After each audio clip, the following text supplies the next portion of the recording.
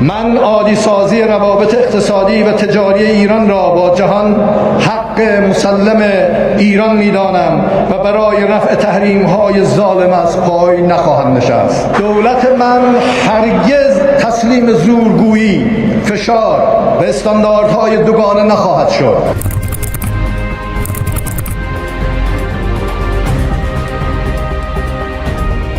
ما انسانیم، ما هم عزت داریم، عزتمندانه بیان گفتگو میکنیم، با هم گفتگو میکنیم،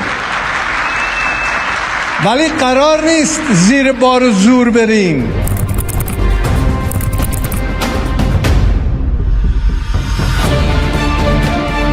You know, it's not a complicated formula.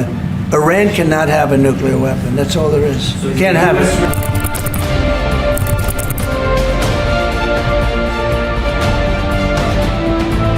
We're having direct talks with Iran, and they've started. It'll go on Saturday. We have a very big meeting, and we'll see what can happen.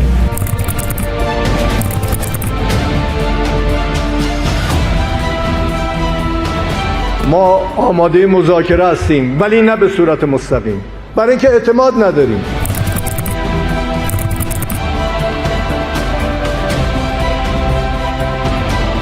اگر اراده کافی در طرفین وجود داشته باشه، ما در مورد جدول زمانی هم تصمیم میگیریم.